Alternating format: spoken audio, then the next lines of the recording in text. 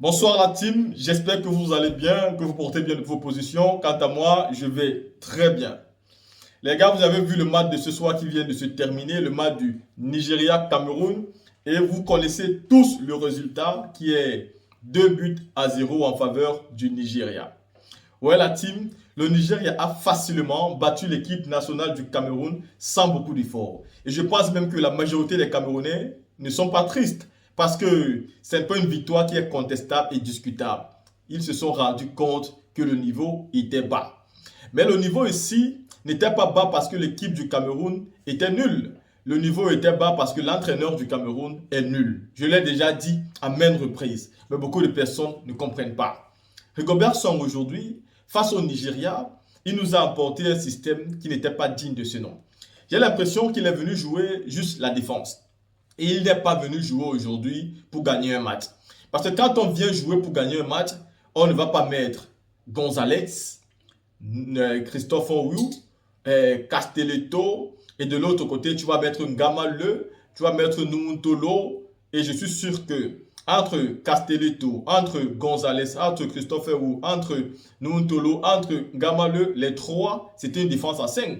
Parce que ne voyez pas Ngamale qui vous fait quoi qu'il était au milieu de couloir. Non, non, non, non, non, les consignes étaient clairs. Je suis sûr qu'il a joué en latéral. Et pourtant, ce même Ngamale-là, a démontré qu'il ne voulait pas jouer. En fait, c'est comme si on a payé ce monsieur de ne pas jouer. Nous avons tous vu aujourd'hui que Ngamale n'a pas joué le ballon. C'est le plus nul de cette équipe, monsieur Ngamale. Noumi Ngamale, c'est le plus nul de cette équipe. Mais Rigobert sont là quand même laissé au stade pendant près de 90 minutes. Est-ce que vous vous rendez compte de la catastrophe? Est-ce que vous vous rendez compte du désastre? C'est-à-dire, toi-même tu sais que ton joueur n'est pas bon, mais tu laisses quand même ce joueur au stade pendant plus de 90 minutes. Bon, je ne sais pas ce que tu espères. Gamal est le premier joueur responsable du match d'aujourd'hui. La deuxième des choses que je peux encore accuser son aujourd'hui, c'est que tu as testé Tchato pendant 2 rencontres, c'est-à-dire face au Sénégal, qui est plus fort que le Nigeria, et face à la Gambie. Et aujourd'hui, face au Nigeria, tu préfères mettre Tchato au banc, tu préfères renvoyer Castelletto latéral, et pourtant, pendant les 2 matchs, Sénégal et Gambie, Castelletto et Christophe Roux ont déjà appris à jouer ensemble. Ils ont déjà trouvé quelques petites complicités ensemble à l'axe. Ils peuvent donc jouer le troisième match sans problème. Et tu peux une seconde fois encore faire confiance à Tchato.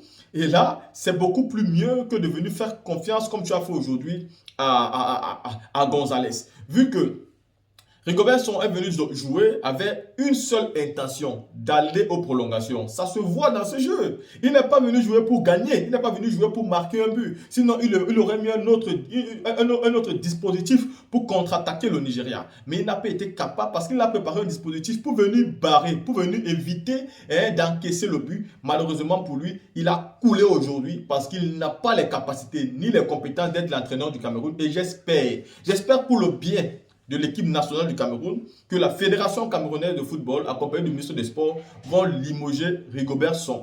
Malheureusement pour lui, il n'a pas les qualités pour être un entraîneur. Parce que même si on va parler du fighting spirit, même si on va parler de c'est-à-dire du sursaut d'orgueil qu'une équipe peut avoir, on parle aussi de ses qualités, de ses compétences, de son talent. On parle aussi du côté tactique de l'entraîneur. Ce qu'il a déjà prouvé, ce qu'il démontre match après match. Si on fait une comparaison entre l'ancien entraîneur du Cameroun, Antonio Conceição, si je ne m'abuse, et Rigobert Song aujourd'hui, mais Conceição c'était le meilleur. Conceição a eu beaucoup de victoires et Conceição n'allait jamais venir perdre comme Rigobert Song vient de perdre ici. Pour moi, c'est humiliant de perdre de cette façon parce que les gars ont perdu sans se battre. Si vous comprenez, c'est ce qui gêne aujourd'hui, c'est que les gars ont perdu sans se battre. L'équipe nationale du Cameroun que je connais ne s'est pas battue. Elle ne s'est pas battue. Ou c'est le match qu'ils ont livré face à la Gambie qui a été trop difficile, je ne comprends pas. Mais cette équipe-là ne s'est pas battue au point que je pense qu'aucun Camerounais doit se sentir triste. Aucun Camerounais ne doit avoir mal parce que cette équipe n'a pas démontré qu'elle voulait vraiment la victoire. Vous savez, quand vous perdez, vous perdrez ici, ça doit vous faire mal. Mais quand la défaite se fait comme celle qu'on a vue aujourd'hui, elle doit plutôt être un soulagement. Parce que cette équipe-là, même si elle passe, elle n'a pas le mérite de passer. Le Nigeria a plus de mérite aujourd'hui d'aller en avant rencontrer l'Angola, même si eux aussi vont perdre face à l'Angola. Parce que le Nigeria, moi, ne me convainc pas, contrairement au football que l'Angola joue. Le Nigeria ne me convainc pas. Voilà pourquoi je dis et je répète encore que le Sénégal n'est pas très forte. Et donc, je suis sûr et certain que la Côte d'Ivoire va prendre le Sénégal lundi. Je le dis parce que, regardez l'équipe du Cameroun. Elle a été battue par le Sénégal. Mais ce n'est pas le Sénégal qui est une bonne équipe. C'est l'équipe du Cameroun qui est faible. Cette année, le Cameroun est faible. Ils n'ont pas le niveau. Et donc, la poule du Sénégal qui était considérée comme la poule de la mort, était juste considérée comme la poule de la mort, étant une poule difficilement historiquement. Mais ce n'est pas une poule difficilement tactiquement et automatiquement aujourd'hui sur le papier. Quand tu regardes le niveau du Cameroun, le Cameroun ne fait pas peur. Il part bagarrer pour arracher sa qualification face à la Gambie. Quand tu regardes la Guinée ne fait pas peur. Qu'est-ce qu'elle a déjà foutu? Elle fait peur à qui? À personne. Elle a été tapé 1-0 aussi la Gambie. Elle n'a pas pu faire mieux. Et quand tu regardes dans la Gambie, tu te rends compte que cette poule n'est pas vraiment la poule de la mort et que c'était même la poule la plus facile. Voilà pourquoi le Sénégal a tapé tous ses matchs dans cette poule. Et donc, le même match, le même Sénégal, face à la Côte d'Ivoire, n'aura pas les capacités. Parce que, contrairement au Sénégal, la Côte d'Ivoire a une poule difficile. La Côte d'Ivoire avec le Nigeria, elle avait la Guinée équatoriale et elle avait la Guinée-Bissau.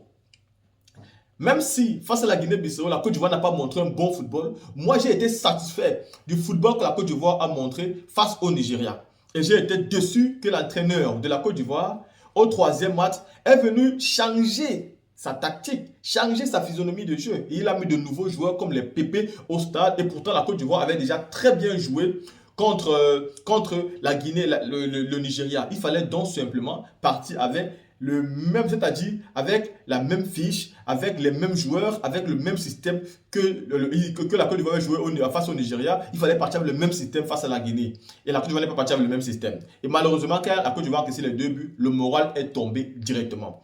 Aujourd'hui, on a eu une équipe camerounaise que même quand elle a encaissé, elle n'a pas démontré son sursaut d'orgueil. Elle ne s'est pas battue. Elle n'a pas démontré son envie. Elle n'a pas montré qu'elle voulait gagner. On a vu que cette équipe-là n'avait pas les capacités de montrer. Ou alors, leur entraîneur a quelque chose qu'il n'a pas bien fait, mais ça se voit sur le stade.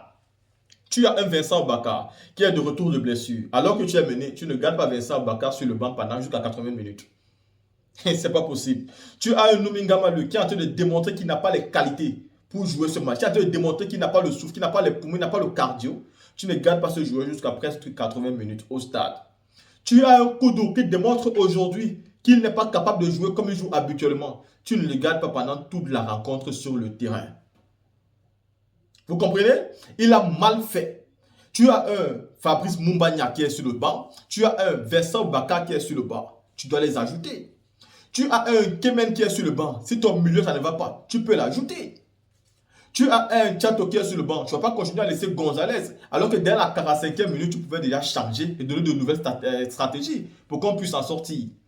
Mais ici, ils nous ont tous démontré que non seulement les joueurs n'avaient pas les capacités, mais l'entraîneur était encore le plus... Parce qu'il a l'habitude de le dire. Le fait que les joueurs n'aient pas les capacités n'est même pas un grand problème quand vous avez un entraîneur tactiquement fort. Mais Rigobert aujourd'hui a montré ses limites face à une équipe de Nigeria qui n'a pas démontré qu'elle était très forte. Oui, elle a joué pour gagner son match. Mais est-ce qu'elle a vraiment... C'est-à-dire, est-ce que c'était un match flamboyant? Moi, c'était pas un match flamboyant. On a tous aimé le match de Cameroun-Gambie, mais le match d'aujourd'hui était naze. Ça dormait, c'était pas beau. En fait, j'ai envie de dire, les 2 huitièmes de finale que j'ai vus aujourd'hui, entre l'Angola et la Namibie et le Cameroun-Nigeria, ces deux huitièmes de finale, pour moi, n'ont pas été très belles. Et j'espère qu'on aura de belles rencontres où les gars seront prêts pour tout, où ils vont lutter, ils vont se battre pour le maillot, ils vont mériter la victoire. Le Cameroun est éliminé, c'est totalement mérité. Je l'avais déjà prédit ici. Beaucoup de Camerounais sont venus me dire, oh tu verras, ils ont beaucoup parlé. Aujourd'hui, je pense que vous allez me donner raison. Cette équipe du Cameroun n'est pas prête cette année pour la Coupe d'Afrique 2022. Elle n'est pas partie avec un bon entraîneur et elle n'a pas des joueurs qui sont très talentueux. Et pour ça seulement, elle n'avait pas les capacités de gagner. Parce que les seuls défenseurs centraux que nous avons, c'est Castelletto et Christophe Wu aujourd'hui. Et même Castelletto, ce n'est pas quelqu'un qui est très technique. Donc ce n'est que Christophe Wu que nous avons aujourd'hui en tant que bon défenseur. Et comme latéral aujourd'hui, on n'a pas un bon latéral droit. Monsieur Rigobert, on le savait, mais il a quand même laissé Faye Collins. Même s'il n'avait pas le club, il fallait l'appeler parce qu'il était bon. Et on a vu comment à cette Coupe d'Afrique, on s'est battu pour se démerder. Qui on va mettre comme latéral? C'était mal. Robert, on le savait. Il a très mal fait. C'est lui qui est le premier responsable. Et j'espère que sa tête va tomber directement. Ou alors qu'il aura les couilles de démissionner comme tous les autres entraîneurs sont en train de faire actuellement. Ceci étant dit, la team, on se voit pour une prochaine vidéo.